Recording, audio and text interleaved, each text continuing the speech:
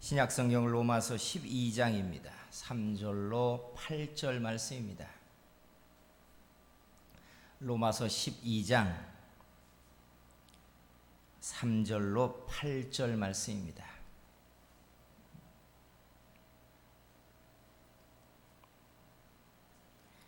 말씀 봉독해 드립니다. 내게 주신 은혜로 말미암아 너희 각 사람에게 말하노니 마땅히 생각할 그 이상의 생각을 품지 말고 오직 하나님께서 각 사람에게 나누어 주신 믿음의 분량대로 지혜롭게 생각하라. 우리가 한 몸에 많은 지체를 가졌으나 모든 지체가 같은 기능을 가진 것이 아니니 이와 같이 우리 많은 사람이 그리스도 안에서 한 몸이 되어 서로 지체가 되었느니라. 우리에게 주신 은혜대로 받은 은사가 각각 다르니 혹 예언이면 믿음의 분수대로, 혹 섬기는 일이면 섬기는 일로, 혹 가르치는 자면 가르치는 일로, 혹 위로하는 자면 위로하는 일로, 구제하는 자는 성실함으로, 다스리는 자는 부지런함으로, 긍휼을 베푸는 자는 즐거움으로 할 것이니라. 아멘. 할렐루야. 옆에 있는 사람들을 보고 손들어서 이렇게 축복해 주세요. 하나님이 오늘 은사를 부릴 듯 하게 해 주시기를 축복합니다 해 주세요. 할렐루야. 여러분의 은사를 부릴 듯 하게 하기를 축복합니다. 아멘. 아이들에게 우리는 가끔 꿈이 뭐냐고 물어보죠.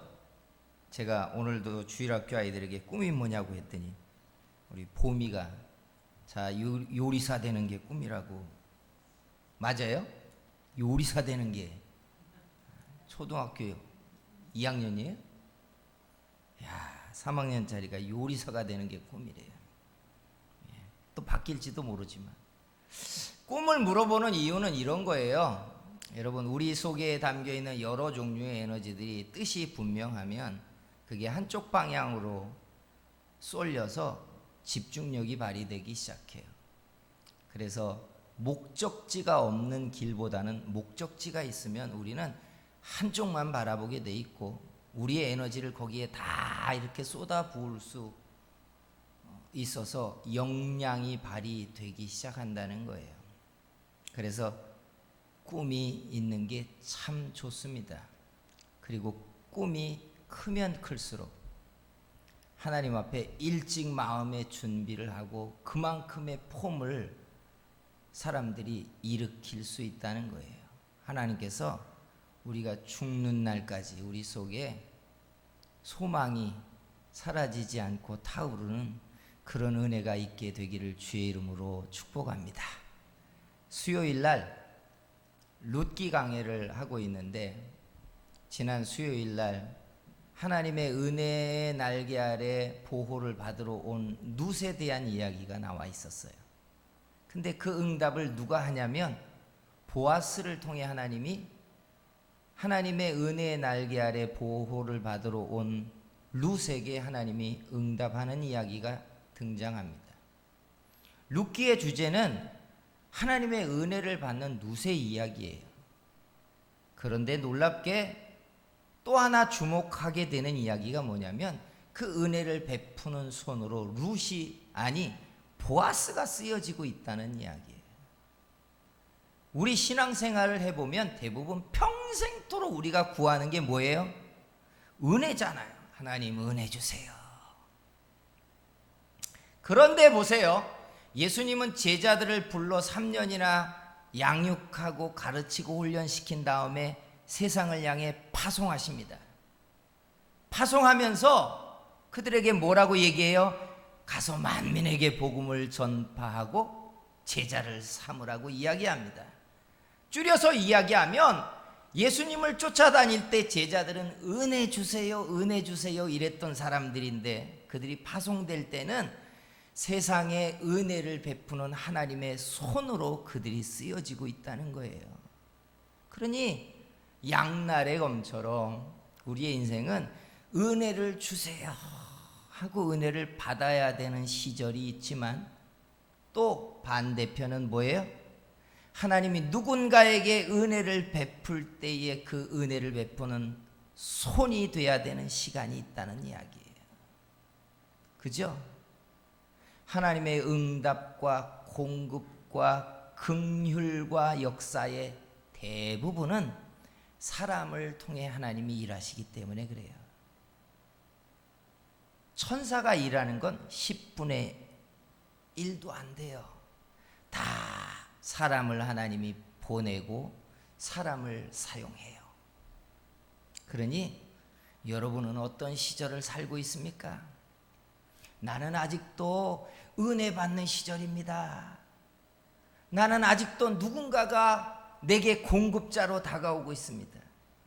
아직 하나님께 응답을 구하면 누군가가 그 응답을 내게 가지고 와 내게 하나님의 응답을 보여주고 있는 사람입니다. 할 수도 있어요.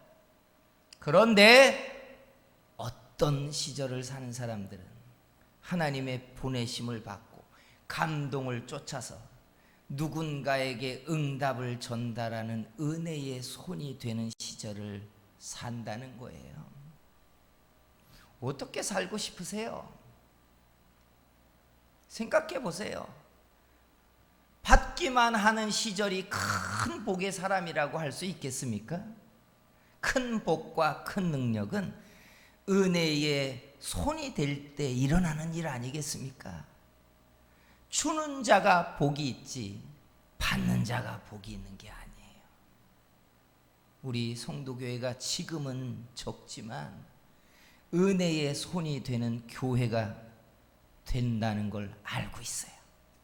성도 여러분, 여러분도 하나님 주세요 주세요 하고 사는 시절을 내가 이제 그만 살아야겠다 한다면 하나님 내가 필요한 모든 곳에 내게 감동을 주셔서 은혜의 손 되게 해주세요. 사랑하는 성도 여러분, 하나님이 누군가에게 응답하시고 공급하시고 위로하고 일으키고 복을 줄 때 여러분을 써주시기를 축복합니다. 할렐루야. 그래서 여러분 오늘 이 말씀이 참 중요해요. 오늘 이 말씀은 하나님이 사람을 쓰시는 아주 디테일한 이야기가 들어가 있기 때문에 그래요. 지난주에 그릇에 대한 이야기와 연결되어 있는 말씀인데 사람을 하나님이 어떻게 쓰시는가에 대한 매뉴얼이 여기에 담겨져 있다고요. 그래서 사람이 쓰여진다면 우리가 차곡차곡 순서 있게 어떻게 쓰여질까를 우리는 좀 정리할 필요가 있어요. 그 첫째가 뭐냐? 뜻이 커야 한다는 거예요. 뜻이 커야 돼요. 제가 가끔 제 집사람 때문에 저 구월동이나 동인천에 그릇 가게를 갈 때가 있어요. 아, 그릇이 필요하다고. 가보셨죠, 여러분? 그릇 가게를 가면 사람들이 그릇을 사러 이렇게 들어오는데 저는 이렇게 가끔 그릇 사러 오는 분들을 구경할 때가 있어요. 가서. 그러면 그 사람이 어떤 그릇을 사러 왔는지 단박에 알아집니다. 그죠? 자기가 관심 있는 창고 쪽을 계속 들이던 봐요. 그런데 그 중에서 식당을 하거나 업소를 하는 사람들은 보는 창구가 완전히 다릅니다. 그죠? 솥을 봐도 큰 솥이 있는 곳으로 가고 뭐 냄비를 사도 큰 냄비를 사고 압력밥솥을 보러 가도 큰 대용량 압력밥솥이 있는 곳으로 가요. 국자를 사도 큰 집에 있는 국자가 아니에요. 업소용 국자 같은 것을 보러 가요. 그러면 대번에 아, 저분은 사업장을 아시는 분이구나. 이게 여러분 사람의 뜻이라는 게 시간이 지나면 커지는 것 같지만 사실은 그렇지 않아요. 뜻은 처음부터 정해지는 것이고 자기의 뜻을 따라 소망이 계속 흘러가게 돼 있어요. 하나님께 우리가 구하는 것을 얻고 찾으면 찾아진다고 했는데 내 뜻이 적으면 큰 것에 대한 구함에 관심이 없어요. 나라의 일에 관심이 없는 분들은요, 세상이 어떻게 돌아가든 아무 관심이 없어요. 365일 기도를 해도요, 나라를 위한 기도 한마디 안 합니다. 이게 뜻이에요. 목사가 아무리 하나님의 나라와 주님의 일을 생각하고 그걸 구하자고 하고 아버지의 일을 위해서 우리가 기도하자고 기도 제목을 내도요, 그 기도는 따라하지만 내 마음속에 소원은 없어요. 내 뜻이 아니니까. 뜻이 아니니까. 그래서 사람의 뜻은 쓰임의 첫 번째예요. 그래서 이타적인 뜻이 좀 생겨야 돼요. 돈을 벌면 뭘 할까? 돈의 뜻이 어디까지 가 있습니까? 중세시대의 경건한 신학자들이 탐욕에 대하여서 사람들이 돈을 얼마나 벌어야 탐욕의 경계가 넘어가지 않습니까? 했더니 정의를 내려놓은 게 그거예요. 돈에 무슨 악이 있느냐? 그 돈이 선한 방향으로 흘러가지 하지 않는 게 악이라고. 온 세상을 구제하겠다는 뜻을 가진 사람들에게 태산처럼 돈이 많은들 그게 무슨 악이겠어요? 여러분, 뜻이 없는 곳이 문제가 일어나는 거예요. 권력을 가졌는데 그걸로 세상을 이롭게 하고자 하는 뜻이 있는 사람들에게 권력이 무슨 악이 되겠어요? 이상이 없는 사람들이 권력을 갖는 게 무서운 거예요. 더 큰 뜻이 없는데 권력을 가지면 그걸 가지고 권력의 폐해만 일어나기 시작하는 거예요. 사람에게 뜻이 있어야 쓰여짐의 첫 단추가 일어나요. 능력을 구하는데, 은사를 구하는데, 복을 구하는데 그게 이타적인 게 아니라면 무슨 쓰임이 있겠어요? 무슨 쓰임이 있겠냐고요. 사랑하는 성도 여러분, 그래서 좀 이타적인 뜻이 생겨야 돼요. 하나님이 날 일으키시면, 하나님이 내게 복을 주시면 그 힘이 어떻게 쓰여질까? 사랑하는 성도 여러분, 우리 속에 뜻이 커지는 은혜가 일어나게 되기를 주의 이름으로 축복합니다. 두 번째 단계가 있어요. 하나님은 사람을 은사대로 쓰기를 원하신다는 거예요. 오늘 이 말씀이 그 이야기를 해요. 근데 여러분, 이게 단계가 있어요. 사람이 태어날 때 씨앗 속에 유전자가 있는 것처럼 사람들이 태어날 때 대부분 재능의 씨를 다 가지고 태어납니다. 그리고 성장하면서 어떤 계기를 만나거나 은혜를 받으면서 재능이 발화를 시작해요. 그리고 재능이 깨어나요. 그러다가 성령의 은혜를 충만하게 받고 신령한 은사와 되기라도 한다면 재능은 능력이 되기 시작해요. 그래서 가장 강력하고 뛰어난 사람들이 누구냐? 본래도 자기 재능이 깨어나 있지만 그 재능과 신령한 은사가 짝을 이루고 연결된 사람들은 정말 강력합니다. 예를 들어서 강단에 있는 목회자가 본래도 말하기를 좋아하고 말을 조리 있게 잘하는 사람인데 가르치는 하나님의 신령한 은사가 연결이 되면 정말 뛰어난 설교자가 일어나기 시작해요. 사람에 대한 애정을 가지고 있는 사람인데 그에게 하나님이 구제하거나 긍휼을 베풀거나 사람을 돌보는 재능과 은사를 하나님이 부어주시면 사람을 섬기는 일에 뛰어난 능력자가 된다는 이야기예요. 이게 능력이에요. 그래서 인생이 가장 험난하게 사는 사람들이 뭐냐? 재능을 꽃피워보지도 못하고 은사를 가졌지만 은사대로 살아보지 못하는 사람들이에요. 예. 하나님은 사람에게 재능과 은사를 주시고 그 재능과 은사대로 능력을 발휘하며 살도록 하나님은 만드셨어요. 그리고 세 번째가 뭐냐? 은사는 사명과 연결되어 있다는 거예요. 가끔 목사가 사명대로 삽시다 그러면 사람들은 뜬금없이 내 사명이 뭔데? 라고 생각할 수 있잖아요. 그런데 여러분, 이걸 뒤집어서 연역적 방법으로 거꾸로 추적을 하면 이런 이야기가 돼요. 내 은사가 뭘까? 라고 본다면 내가 평생 하나님께 살아야 되는 사명과 내 은사는 연결되어 있어요. 즉 내가 가장 잘할 수 있는 은사와 재능이 내 사명의 현장이라는 이야기예요. 그러니까 은사대로 살아야 돼요. 은사를 발휘해야 돼요. 자기의 은사와 재능 다 접어놓고 자기가 보기에 좋아 보이는 다른 인생의 몫을 살지 말자는 얘기에 그러면 힘이 드는 거예요. 힘이 드는 거예요.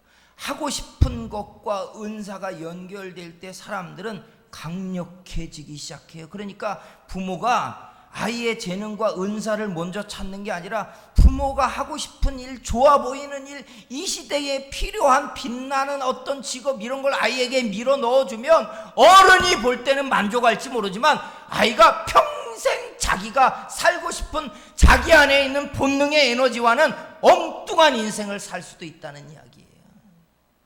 엉뚱한 인생.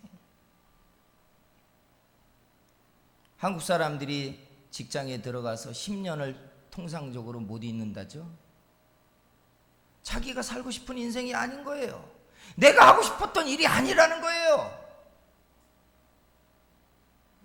그러니까 40이 넘어서부터 사람이 다시 방황을 시작해요. 막 나는 어떻게 살까? 우리가 가지고 있는 은사는 하나님이 내가 쓰여지기 원하는 그 사명의 자리와 딱 연결되어 있어요. 하나님께서 여러분들의 은사가 사명의 현장에서 빛나게 쓰여지게 만들어 주시기를 축복합니다. 네 번째가 뭐냐? 은사가 발휘되면 열매가 일어납니다. 열매라는 게 뭐예요? 열매의 근원적으로 얘기하자면 씨가 가지고 있는 그 유전자가 결과를 내는 것, 이게 열매입니다. 하나님이 내게 이렇게 살라고, 너를 통해 이런 영광을 받겠다고, 세상에 너를 세워서 이렇게 내가 쓰겠다고 우리 속에 하나님이 주신 재능과 은사가 발휘되면 하나님이 원하시는 영광을 받기 시작해요. 이게 열매입니다. 분명한 건 우리가 열매를 내어야 하나님께서 영광을 받으신다는 거예요. 중요한 것은 여러분, 열매가 우리에게 두 번째 찬스를 일으키기 시작한다는 거예요.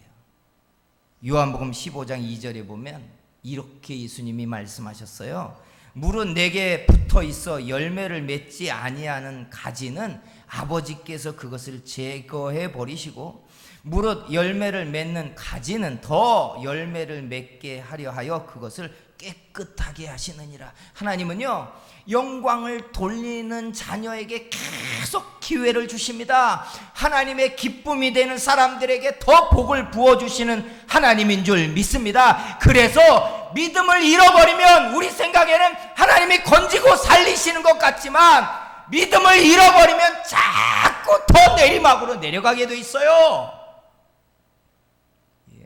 우리는 비닉빈이라는 말을 싫어하지만 열매를 맺는 사람이 자꾸 복을 받고 영광을 돌릴수록 하나님은 더 복된 그릇 되게 하고 믿음으로 살면 살수록 더 존귀한 자리로 올라가는, 이게 하나님의 방법이에요.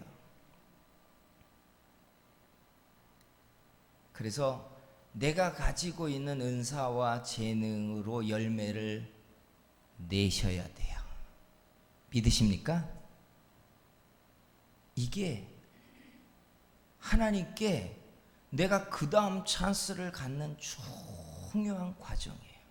하나님이 내게 맡기신 거, 하나님이 내게 주신 은사, 하나님이 내게 주신 복, 하나님이 내 손에 들려주신 하나님의 은총으로 열매를 낼 때 그게 하나님이 그 다음에 내게 찬스를 주신다고요. 가끔 살아보면 하나님이 내 앞길을 좀 확 열어놔 주셨으면 좋겠는데, 그렇다고 하나님이 나를 돌보시지 않는 것도 아니고 은혜 주시지 않는 것 같은데 대로처럼 길이 쫙 안 열린다고 생각하는 분들 제법 있습니다. 이게 열매를 만들지 못해서 그래요. 열매를 내야 하나님은 그 가지를 통해서 또 열매를 얻으려고 그에게 길을 열시기 시작하십니다. 성도 여러분, 자기의 은사를 발휘하세요. 그 은사가 열매가 되도록 하시면 하나님은 영광을 받으시고 하나님께서 여러분에게 또 다른 축복의 기회가 일어나게 만드시는 분인 줄 믿기를 축원합니다.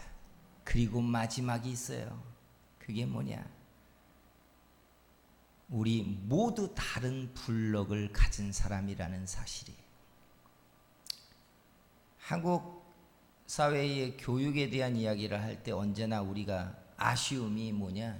일원화 교육이라는 거잖아요. 전국 수능을 통해서 획일화된 점수와 성적을 매기려고 하고 일원화 교육. 근데 일원화 교육을 해보니까 아쉬움이 있어서 특성화 교육이라는 걸 또 만들었어. 그죠? 특성화. 근데 그렇게 함에도 다 채워지지 않는 게 뭐냐? 우리가 서로 다 다른 블록을 가지고 다른 그릇으로 쓰여져야 되는 사람인데, 우리가 사는 이 거대한 사회 시스템은 우리에게 내 은사와 재능과 관계없이 남들하고 비슷하게 살도록 요구받고 있다는 거예요. 그래서 내가 누리는, 내가 느끼는 행복이라는 거, 안정감이라는 것도 정말 내 안에서 나로 살아서 얻는 안정감과 행복이 아니라 내 주변의 사람들이 살고 있는 방식과 비슷하게 나도 살아야 나도 괜찮게 살고 있다는 안정감인 거예요. 이게 내가 아니에요, 실은. 여러분의 은사를 끄집어내고 재능을 끄집어내보세요.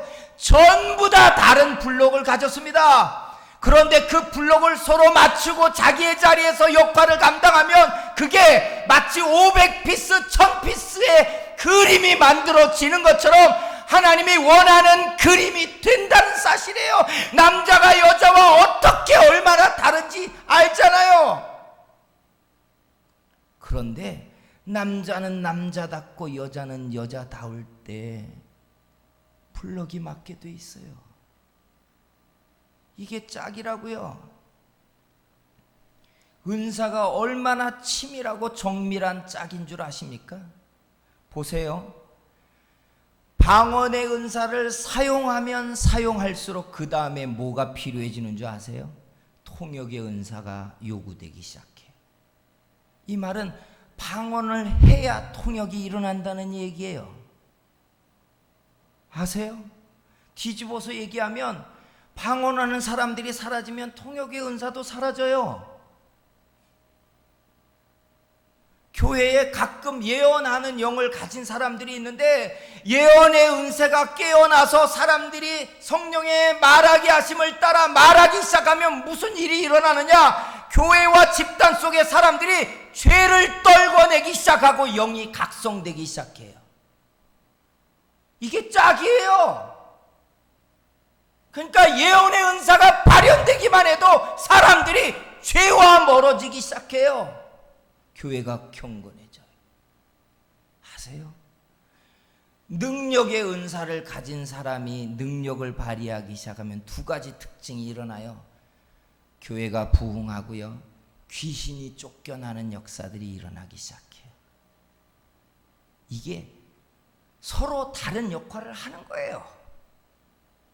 사람들이 그렇게 하나님이 물질적인 복을 주기를, 내가 그 그릇 되기를 원하고 있잖아요. 그런데 잘 보세요. 하나님이 그렇게 절대 엄벙덤벙하지 않습니다.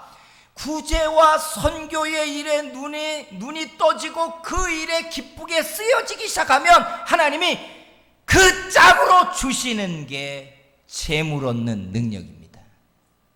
우리 이런 원리를 모르고 야 제복이 있네 저 사람 이렇게 간단하게 절대로 얘기할 일이 아니에요. 그러면 세상의 창조자이신 하나님을 모욕하는 행위예요.